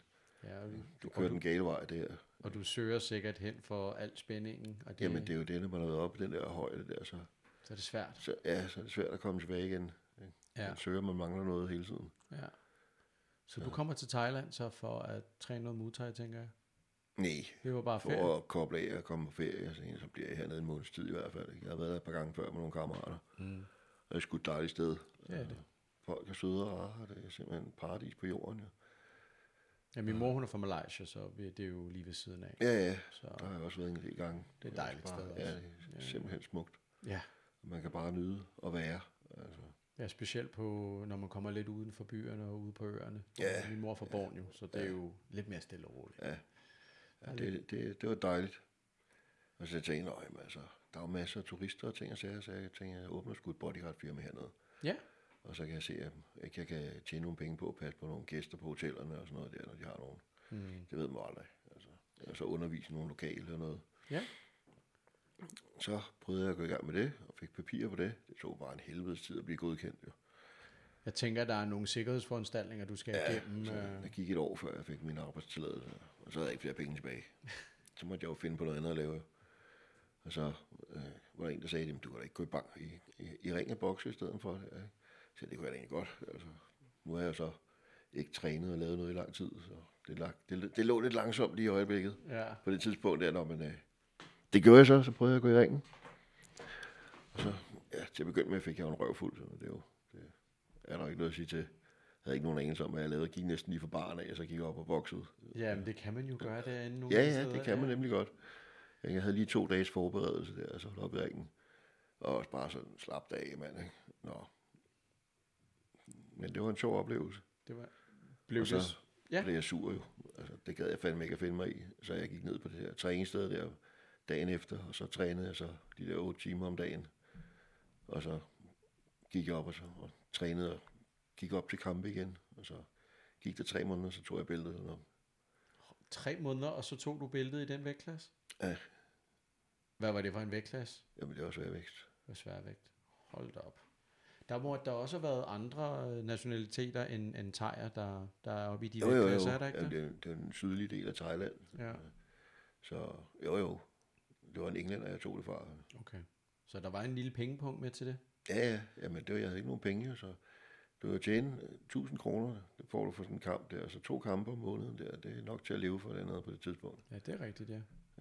Og hvad med sideløbende med det her sikkerhedsfirma, vagtfirma? Jamen altså, det havde jeg jo ikke råd til at køre, for det hele, det var jo, du boksede jeg jo for penge. Ja. Jeg har ikke nogen penge til at investere, der skal jo laves mange ting, og købe tøj og ting og sager og udstyr, ikke? Du kan jo ikke bare stille op i badebetøfler og kortbukser.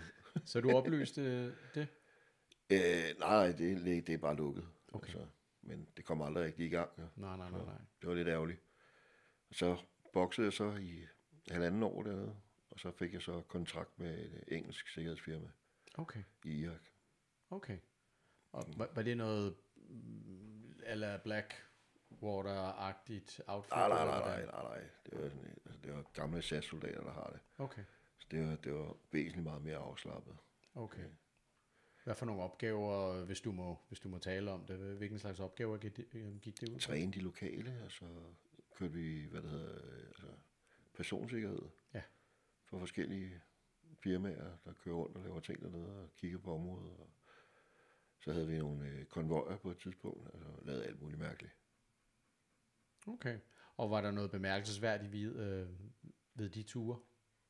Jamen altså, der sker jo lidt en gang imellem. Gør der det? Ja, det gør der jo. Var der noget, du vil fremhæve? Noget spændende? Ja, altså jeg har jo indtalt en podcast tidligere om de første 14 dage eller noget. Okay. Det har jeg også skrevet en bog om, som hedder 14 dage. 14 dage, ja. Det er rigtigt, ja. Og det er sådan, altså det er ligesom de 14 dage, jeg har lyst til at snakke om, sådan lige umiddelbart. Det er den, jeg glæder mig mest til at læse. Det var... Altså meget af tiden, når man er sådan, det er jo ventetid og kedeligt, altså bare sidde i en bil og vente, ikke, på at der sker et eller andet, når der kører rundt. Altså. Men kan I mærke, når I er i en situation, hvor at, okay, nu føles det lidt anderledes? Nu... Ja, man kan jo mærke, det er vigtigt at kunne mærke og føle på omgivelserne, hvad der foregår. Ja. Altså, for det er nogle gange, så er de lokale, de laver en demonstration, ikke? Så kan det være, hvad er årsagen til demonstrationen? Dernede, der kan du lynhurtigt vende hele situationen ved at bare tage kontakt til dem og snakke til dem. Ja. Ikke? Fordi de er sure over, de måske ikke har nogen arbejde eller noget andet, du ved ikke. Ja. Og hvis bare du lytter til dem, det er nok til at få dem til at slappe af. Ja. Altså, der skal ikke så meget til. De er ikke altid, de bare laver ballade for at lave ballade. Men de ved ikke rigtig nogen andre måder at komme i kontakt med os på tit. Nej. Altså. Men var I så i noget svær kamp dernede til de her bevogtningsopgaver? Ikke rigtig. En gang imellem var der lidt. Ja. Men ikke noget stort at skrive hjem om? Det kan godt være, der kommer nogen skrive om det på et eller andet tidspunkt. Når der er når fristen for at holde det lidt stille er gået over? Ja, jeg har jo været dernede i 11 år. Så der var lidt meget?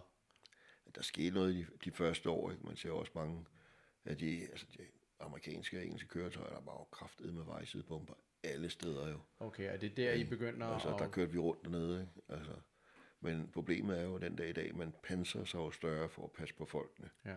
Og det gør jo så, at man bliver nødt til at holde sig på vejene. Ja, du kan ikke køre og det gør jo egentlig, kanaliserer man sig selv, ikke? Og så gør man sig selv udsat for de her vejsidebomber. Ja. Det var et stort problem dernede. Det har jeg tit tænkt. Vi kørte rundt i små Land Cruiser. Ja. Der kunne vi køre stort set alle steder. Ja. Så lige med dishcanen bagpå, ikke? Ja. Taliban Toyotaen. Ja. Eller The Somali SUV. Ja, den var heller ikke dårlig. Enten den, eller så er der den recoilless gun på, ikke? Ja. Ja. Ja. Det er deres lidt pansret. Ja, meget let. Der skal ikke meget til. Så ellers noget var det den sidste tur så? Den sidste tur. Var det din sidste tur ud? Og det var som sikkerhedsvagt? Ja. Ja. Og hvad skete der så? Det var 11 år, du var ude der? Ja, jamen jeg havde en kone nede i Thailand. Ja. Og der byggede jeg et sted ude i junglen, hvor jeg ville hjælpe folk med PTSD. Fedt. Men så brød jeg så sammen til sidst selv. Altså. Ja. Igen. Og det er jo lidt ligesom også det, som jeg vil gerne have kommet lidt ind på med, hvordan, når du så har været ude så mange gange, og har allerede tidligt kunne mærke en eller anden form for negativ påvirkning. Hvordan er det at bære rundt på det med alle de her udsendelser? Er det noget, bliver det bare ved med at bygge på? At bygge på? Jamen, det gør det jo et eller andet sted jo. Ja. Det er jo stress over længere tid. Ja.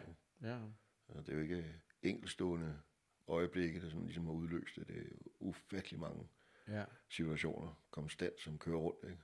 Altså. Og det Altså, det er jo mange forskellige indtryk. Jeg tænker også, tryk har jo været givet små hovedskader og små hjernerystelser.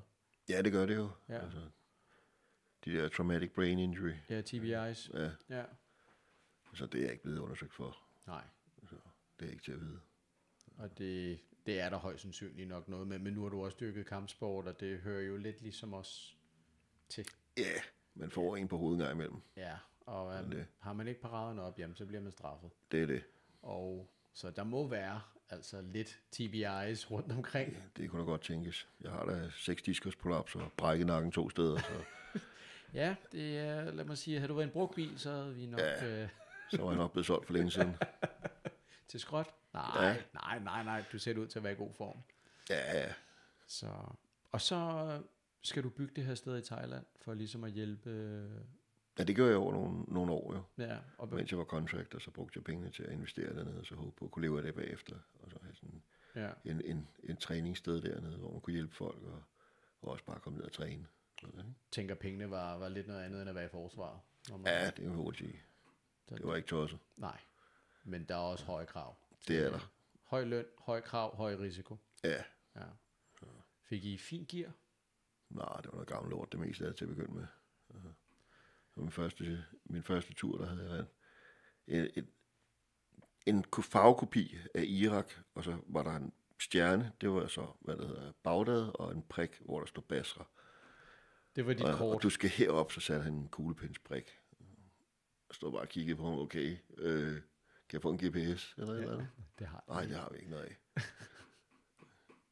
Men der forhåbentlig fik du ellers noget fornuftigt gear at rode rundt med. M4, ligesom jeg har hjemme. Ja, okay.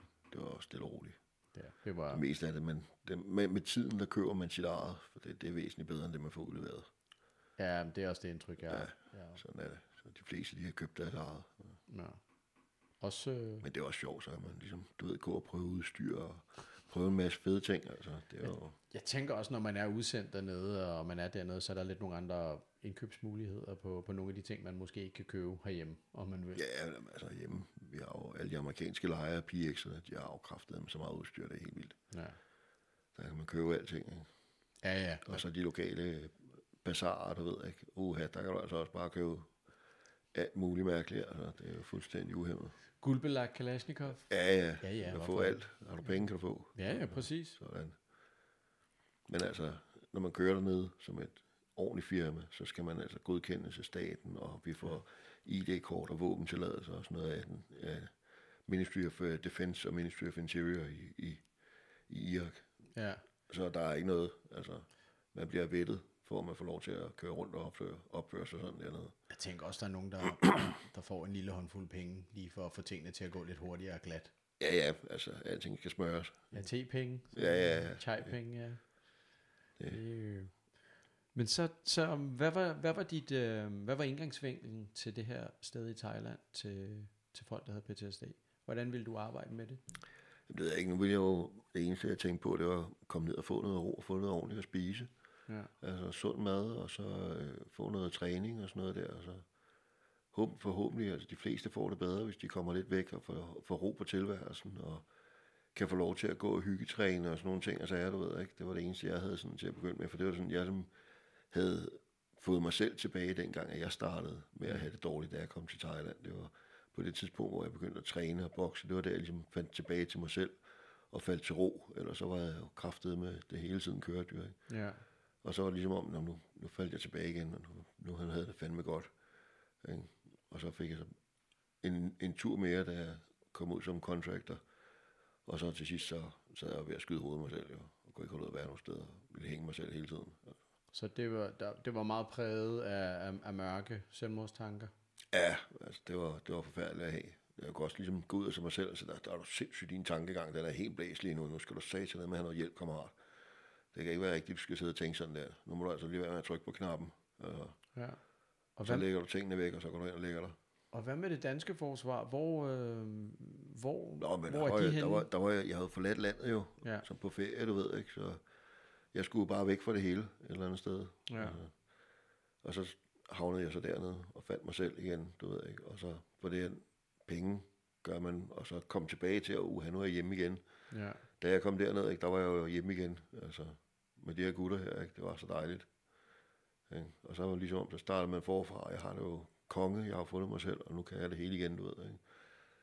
Tilbage til de gamle dyder. Ja, og så er det jo bare altså, akkumuleret stress igen over 11 år. Ikke? Altså, det er selvfølgelig ingenting i forhold til det andet, det er mere papirarbejde, snuller og sådan nogle latterlige ting der, ikke? Men hvad det hedder, firmastress, kan man jo kalde det på en eller anden måde i stedet for. Ikke? Det er ikke det samme, men altså, det er stadigvæk en stressfaktor, når jeg allerede har PTSD derhjemmefra. Ja. Ikke? Og så gør det bare, så knækkede jeg til sidst, så kunne jeg ikke mere. Altså, men jeg havde et mål, jeg skulle nå, som jeg så ikke nåede alligevel. Nej. Og så måtte jeg så til hjem til Danmark. Okay. Og hvad sker der så, når du kommer hjem? Jamen, jeg lander i lufthavnen, du ved, og så har jeg fået at vide, at jeg skal ned på veterancenteret nede i Ringsted. Det er nogle af de andre kammerater, der har sørget for at hjælpe mig med at komme hjem og sådan noget der. Så der tager jeg ned og stiller mig dernede og siger dag, og får en sagsbehandler, som er skidesød, og som hjælper mig at gøre alt, hvad hun kan for ligesom at få meldt mig tilbage i landet, og få mig et sygesikringsbevis og få min integrationsydelse, for det. Nu er jeg jo pludselig en immigrant. Jo. Det var også sådan lidt mærkeligt, når man har kæmpet for landet, og så pludselig blive sidestillet med en immigrant. Ja, det er sådan, det synes jeg er lidt beskidt. Jo. Meget æreskrænkende. Ja, lidt. Hvorfor ikke bare få lov til at komme tilbage i åbne arme, ikke? Ja. Fucking været soldat for det land her, været udsendt, og så behandler I mig på den måde. Præcis. Hvad fanden har I gang i? Men hvorfor fik du emigrantstatus? Jamen, sådan er det, når man har været væk for, jeg tror, jeg kan ikke huske, 16 måneder nu, eller sådan noget der, så begynder det. Så hvis du ikke kommer tilbage i landet... Så ryger du på integrationsydelse, hvis det er, du ikke har et arbejde, når du kommer tilbage. Efter 16 måneder? Ja, sådan noget lignende. Det er alligevel lige lovligt tæt. Ja. Hold da op. Forholdene, altså når man læser i reglerne og sådan nogle ting, og så er det, altså, så sidder man i saksen som dansker. Ja, det må man sige. Okay. Og så for det, jeg har været uden for landet, selvom jeg ikke har fået penge fra staten eller noget som helst, du ved ikke, så skal man jo klare sig selv, så jeg har ikke betalt skat. Nej. Så nu får jeg reduceret førtidspension også. Så det er jo ikke mange penge at leve for heller. Nej, det er jo det. Men altså, det er jo sådan reglerne er. Altså, og man så også sige, altså, hvordan kan folk få førtidspension, som de er unge? Altså, jamen, det er fordi, de har brug for hjælp. Ja. Og det har jeg så ikke nu, for det jeg ikke har betalt. Ja. Så hvad er der at hente hos staten og forsvaret? Ikke meget. Ikke meget. Og så enkeltydelser til ting og sager rundt omkring. Jeg har været hjemløs i 7 år. Hold da op. Ja. Den synes jeg går igen med mange veteraner. Ja, det er ikke bare det eneste spørger, men jeg kan ikke få en lejlighed og få et værdigt liv. Det skulle nok lige for store krav stille. Ja, og det er igen det der med slet ikke at kigge tilbage på, hvad du har foretaget dig for land. Ja, det er de også fuldstændig ligeglade med. Jamen ligesom alle andre. Jeg forstår ikke den indgangsvinkel. Jeg forstår ikke tankegangen. Jeg kan ikke forstå den apati.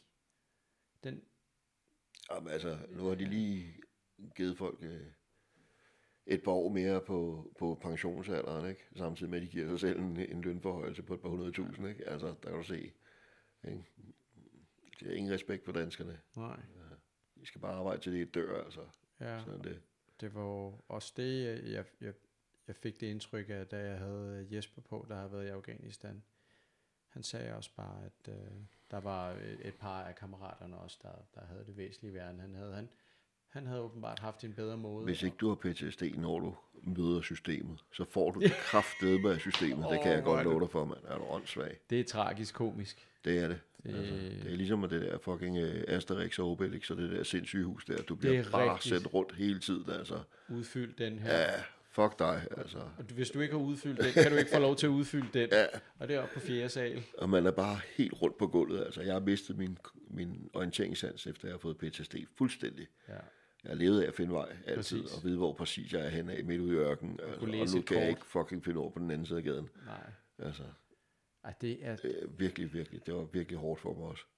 Det er en ting, og som jeg vitterligt ikke kan forstå, at man ikke arbejder med det. At hvorfor der ikke er så meget mere hjælp. Vi er et land kendt som at have noget af det bedste socialt. Vi pisser pengene væk til eller andet hele tiden. Ikke? Ja, til F-35, ikke?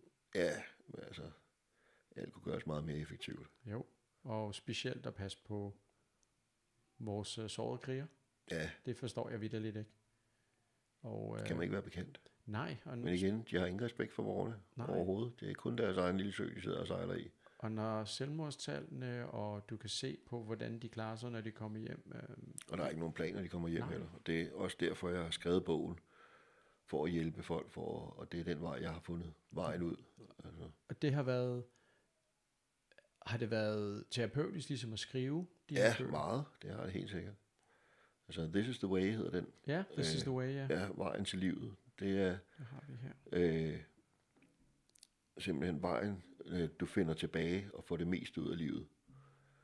Prøve ligesom at installere mindsetet af den ultimative kriger, sådan, så man aldrig giver op. Man skal altid finde en eller anden form for udvej. Ja. Og altid, altså, hvordan yder jeg mit bedste? Altid. Ja. Og den er så fyldt med råd og teknikker og hvad det hedder, altså alting, hvordan det påvirker dig fysisk og psykisk. For en af de ting også, for eksempel når du har fået PTSD, og mange også angst og sådan nogle ting, det gør, du får en personlighedsændring. Du ændrer din person, fordi du har den her mentale tilstand. Og hvis det er, at du skal tilbage til det menneske, du var før, så skal du ændre din personlighed tilbage igen.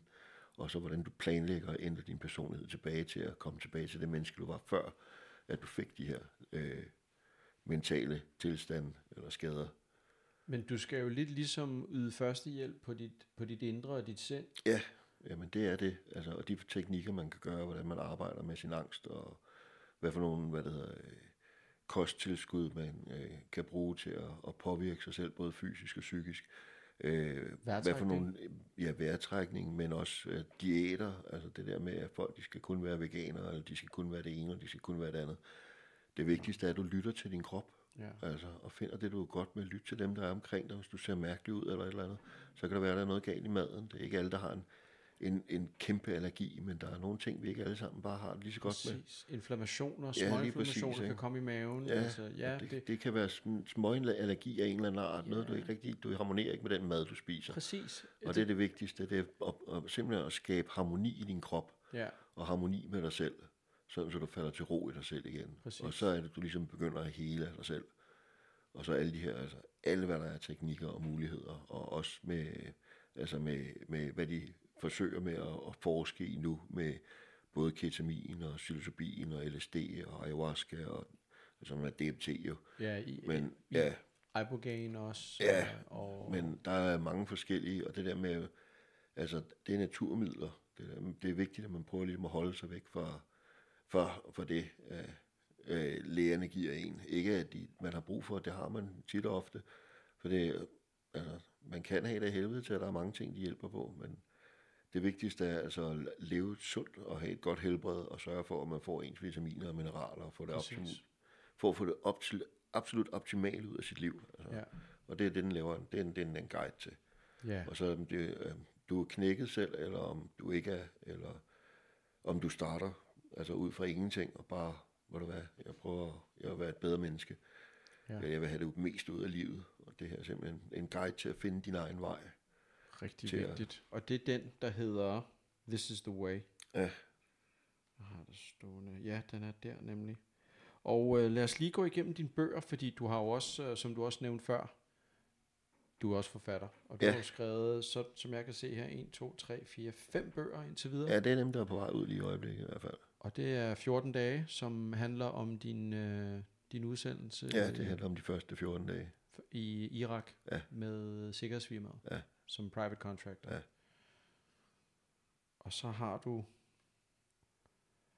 Harmonism, og det tænker jeg er den er også på dansk. Den er også harmonisme. Okay, og det er jo harmonien i kroppen. Som det er den første. This is the way er egentlig den, der skaber harmoni i dig selv. Okay. Harmonisme er, hvordan vi skal leve i harmoni med hinanden. Med hinanden, okay. Så det er sådan en form for en blanding af, af spiritualitet er der lidt i af, men altså, hvordan at vi skal leve i harmoni med hinanden og med naturen og sådan, altså, ligesom buddhisme og hinduisme og stoicisme, altså det er en blanding af dem, hvor jeg ligesom føler, at jeg tager det bedste fra, sådan, som ikke vi kan prøve at lave en ny og bedre vej, end dem, der var før. Ikke? For vi ligesom kan komme up to date. Præcis. Og er der noget inspiration for sådan noget Sun Tzu og Musashi og Ja, og det den er slags? der alle sammen nok, altså lidt i. Altså, Ja, The Book of Five Rings, den bør alle kriger have i deres arkiv, ikke? Ja. Ligesom hellere være en kriger i en have, end være en gartner i en krig. ja, lige præcis. Det er nok en af mine favoritcitater, fordi den siger så meget med så få ord. Og det er det, altså hvis man har mentaliteten til at være en krigermentalitet, så er det lige meget, hvad du er, og hvor du er henne af. For det, så har du mentaliteten til at gå op imod en hvilken som helst situation, der kommer og bliver placeret foran dig, så er du klar. Ja, det er rigtig inspirerende. Det synes jeg. Og så, hvad har vi ellers? Så har vi This is the way, og så er du klar?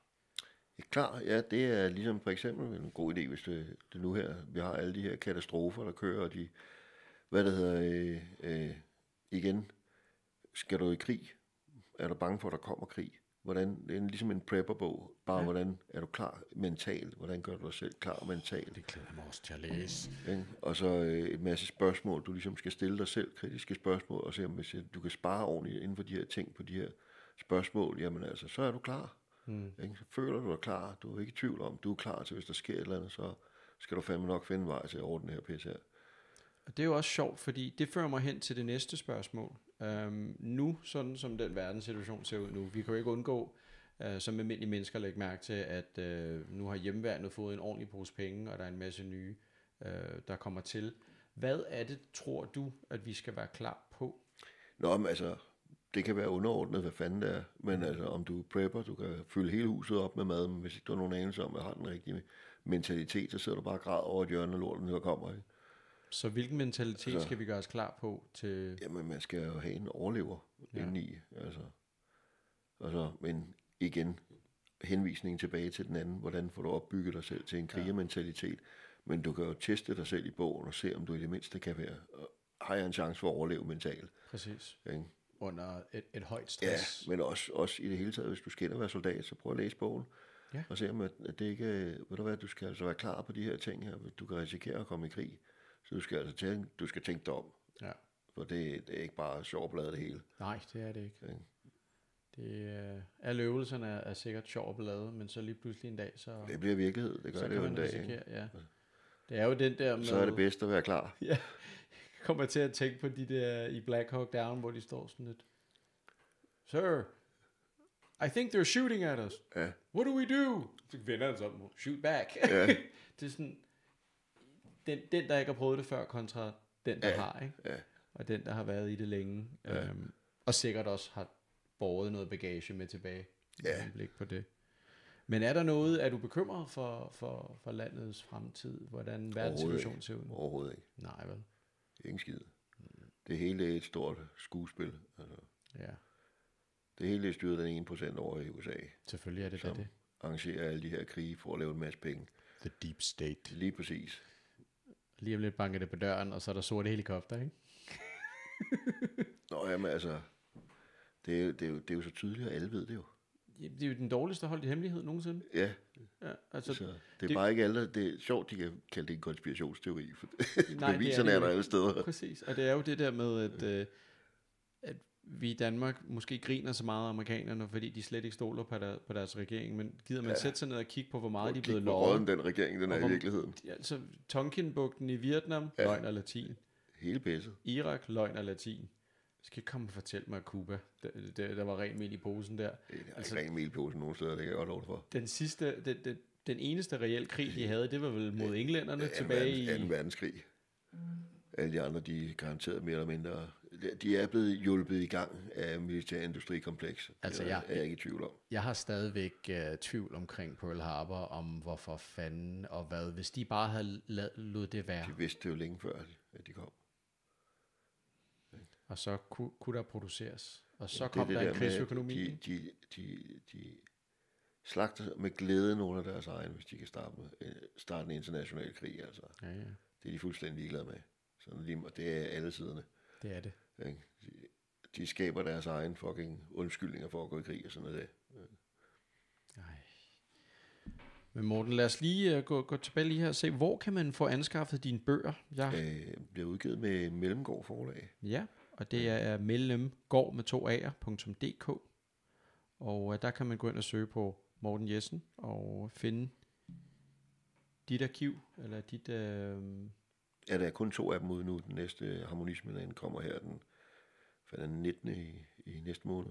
Og de findes som både digital, som hard, eller som... Ja, det skulle de gerne. Som så. Og hvad med som lydbøger? Jamen, det skulle vist også komme på et tidspunkt. Læser du den selv? Det tror jeg ikke. Nej, det ville også være fedt. Du har en god stemme til det. Nå, jamen det tror jeg ikke lige.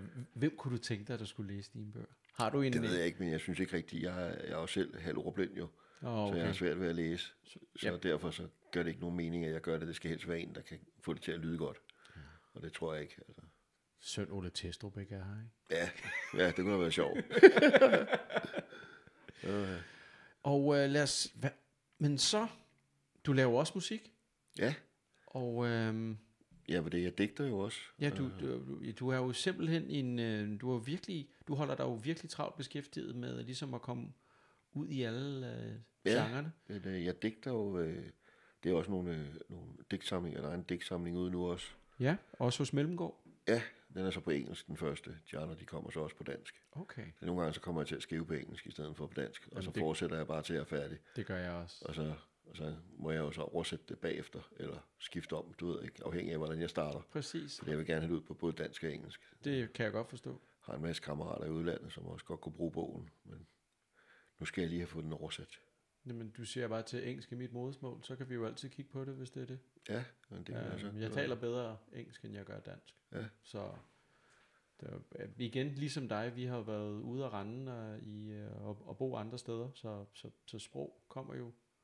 Ja, det er dejligt. Jo flere sprog man har, jo bedre. Præcis. Altså, det udvider også hjernen. Det gør det jo. Og holder den ung. Og gør ens ordforråd større. Ja.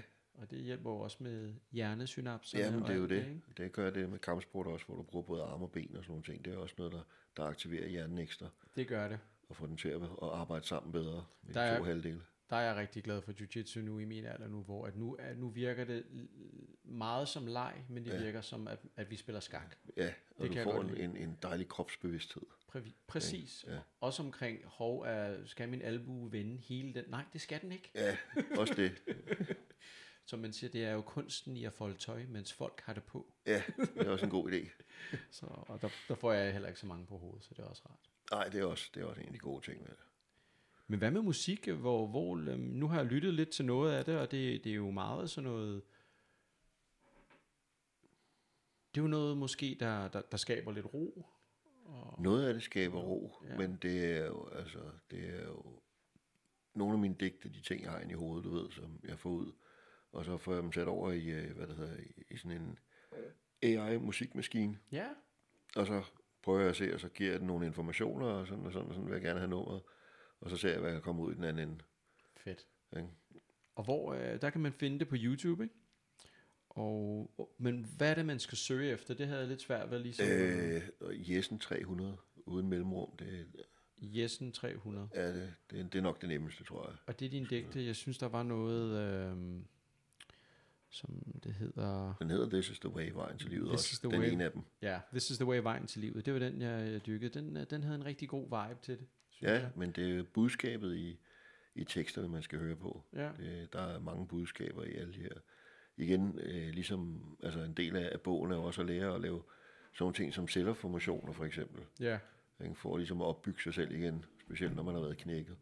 Præcis. Der er det vigtigt at ligesom at tale positivt til sig selv og opføre sig og og behandle sig selv positivt, ikke? Ja.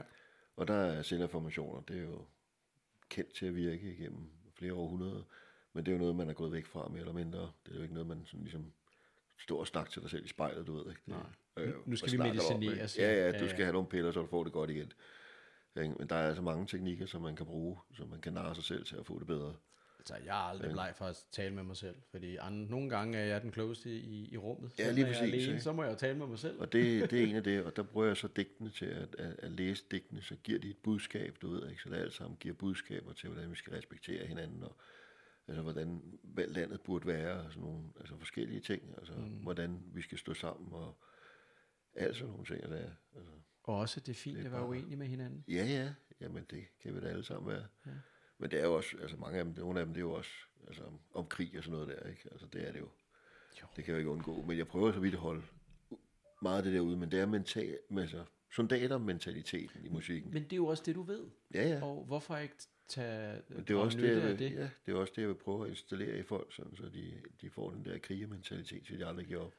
Jeg synes også, at unge mænd, nu er jeg 45, så jeg er jo ikke ung mere, men mange unge mænd, det er altså kun min holdning. Der er også nogle mænd, der godt kunne bruge lidt mere en krigerholdning. En lidt mere maskulin indstilling. Lær at tage dig af dig selv. Præcis. Tag ansvar for dit liv. Ja, bootstraps, du ved. Ja. Ja. Og lidt have lidt den der Warrior Codex. Det er der også i. Leve lidt af, som nu dig, som nu vil jeg kalde mig, du vil for mig være den danske Jocko i mine øjne, hvor der har du nogle rigtig gode værdier, som er enkle og lige til. Det kan godt være, at jamen, jeg har også den samme filosofi, som han har, med disciplin, det er frihed. Ja.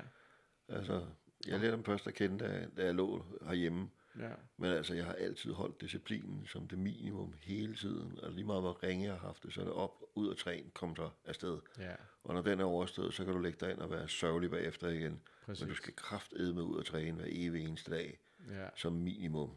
Præcis. Og så på et eller andet tidspunkt, så begynder tingene at vende sig. Og så bare hold fast i det der, få noget ordentligt at spise, få din tilskud, og så blive ved med at træne. Og blive ved. Og så vender den. Så kan man så sige, ligesom Jocko siger, outstanding. Ja, og så er det begynder at kigge ind i sig selv, reflektere over ens liv. Og så begynder man at sætte tingene sammen. Og så har fundet min vej ud af PTSD'en mere eller mindre, så jeg kan leve med den, og den styrer ikke mit liv. Det er mig, der styrer mig selv. Præcis. Og det har jeg så, mens jeg har skadet, der har jeg haft nogle kammerater til at læse også jo, og følge med i bogen, og de har også ændret deres liv totalt og stoppet med at drikke og tage stoffer og sådan nogle ting. Så. Sådan noget, det gør mig bare så glad at høre, at man kan komme ud af det på den måde, og ikke ender som så mange andre veteraner. Hen og der er stort set alt, hvad der findes af teknikker i den. Så det er sådan, at du kan finde din egen vej. Så find din egen healing, find din egen vej tilbage til livet. Altså. Jeg har i hvert fald tænkt mig at anskaffe mig med de bøger, og jeg poster også ned på i YouTube'en, og jeg poster også på Spotify'en, de her link, og også til din YouTube med din musik. Hvad byder fremtiden? Jamen altså, nu er de første bøger lige kommet ud her i sidste måned, så det er jo ikke det store, der er sket jo. Ja. Så jamen, det er jo igen tålmodigheden. Så nu går jeg bare, jeg har en sød kæreste, som jeg går og hygger mig med. Det er dejligt. Og jamen altså, så hvis nu har jeg skrevet, jeg tror lidt over 20 bøger. De andre ligger så på telefonen. Jeg har 14 hos forlaget. Og så, altså, hvis der er et eller andet, så en gang imellem, så bliver jeg grebet et eller andet, så skriver jeg om det. Ja, og jeg hjælper gerne med oversættelser, hvis det er det. Hvis det er brug for os. Det kan være alt for videnskab. Jeg introducerer mig for noget, du ved, teoretisk videnskab med kvantefysik og sådan noget. Der kan man komme ned i nogle ormehuller, bogstaveligt talt. Ja, men det er også det, der er målet. Ja, men så får man jo beskæftiget. Og så hvad er virkeligheden? Ja. It's a simulation. Det er det nemlig. Det er jo blevet bevist. Ja, der er i hvert fald mange beviser for det. Ja, og det er også det, jeg har med i bøgerne. Fedt. Hvordan det hele hænger sammen. Nu bliver jeg endnu mere... Du glæder mig endnu mere til at læse det. Og hvordan vi kan manipulere med virkeligheden også. Det er rigtigt. Så. Er der nogle visord, du gerne vil... Lige før vi kommer til det, så siger jeg sådan, når du er klar med den næste bog og skal udgive, så endelig tage fat i mig, så kan vi holde endnu et, så du kan komme og promote den også. Ja, det kan vi sagtens finde ud af. Og så lige til slut, hvad for nogle vise ord vil du efterlade os med her til slut? Det ved jeg sgu ikke. Det gælder om at leve livet. Det gælder om at lære så meget som overhovedet muligt. Det er det, vi er her for. Og så skabe paradis på jorden. Ja. Det er simpelthen vores mål med at være i den her simulation. Og få det meste ud af det. Ja. Og det er simpelthen. Nogle fortrydelser indtil videre? Altså nej. Altså, jeg har fået mange knups igennem livet, og jeg har mange skader, men jeg er glad for det, hvor jeg er. Altså. Men det er jo de Tiger Stripes man kan få, som viser, hvad man har været igennem, ikke? Det er jo det. det er også nogle af sangene, der handler om. Ja. Så, men altså jo, jeg er sgu glad for, hvor jeg er den dag i dag. Alt det, jeg har lært igennem tiden, og så det, jeg prøver at give videre nu her til verden, sådan så alle mennesker, de kan finde den samme harmoni, som jeg synes, jeg har fundet ind i. Det synes jeg vil være dejligt. Jeg har i hvert fald lært meget, og i hvert fald blevet inspireret i dag at have den samtale. Og tusind tak, fordi du gad bruge din tid. Jamen, det var og komme og tale med en ung, ny så gammel er jeg heller ikke. Soldat. Så det er jo mere til, at du har jo været igennem møllen, og nu er der nogen af os, der kan få lov til at gennemgå bare en brøkdel af det, og prøve det. Ja, forhåbentlig. Kun den sjove del. Kun den sjove del, men du ved, der er jo altid sure med det søde, ikke? Ja, det er altid god træning. Ja. Og mentaliteten at få det hele til at hænge sammen, det er dejligt. Og når alting det bare spiller, det bare kører som en velsmurt maskine med flere mennesker, så er det jo simpelthen ren poesi. Jo. Ja, og jeg er meget klar med min kæp, hvis det fryser til is, og svenskerne kommer over, så må vi gerne tæve den. Det bliver gode tider. Ja, det er lov. Det er stadigvæk lov. Det er det. Ja. Og så til slut, så har Willumsen sponsoreret lidt, og der er Willumsens Paragon kniv, den jeg ønsker skulle blive dolddræber til militæret. Så det er, han har givet mig et par stykker lige for at reklamere. Er det rigtigt? Ja. Ej, hvor vildt. Så. Jamen, de er også lækre, det er nogle fede knive, de laver generelt. Du har set ham, ikke? Jo. Det er jo, han har jo givet mig den her, som synes jeg var den er lige lidt stor til at have på sig til dagligt, men han har en lækker form. Og så må jeg lige høre Willumsen, om han kan komme med noget lækker til dig på et tidspunkt. Ja, jamen jeg har et par designs på.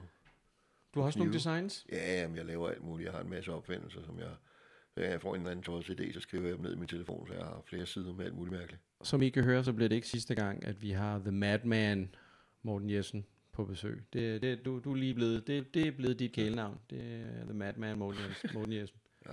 Men tusind tak for besøget. Jamen, og det har virkelig været en sand fornøjelse. Ja, tak i lige måde. Thank you for your service. Jo, tak. Det var så lidt. Og on that note, Bam Bam, du må gerne sige farvel. Ja, tak for i dag. Tak for i dag. Bam Bam out.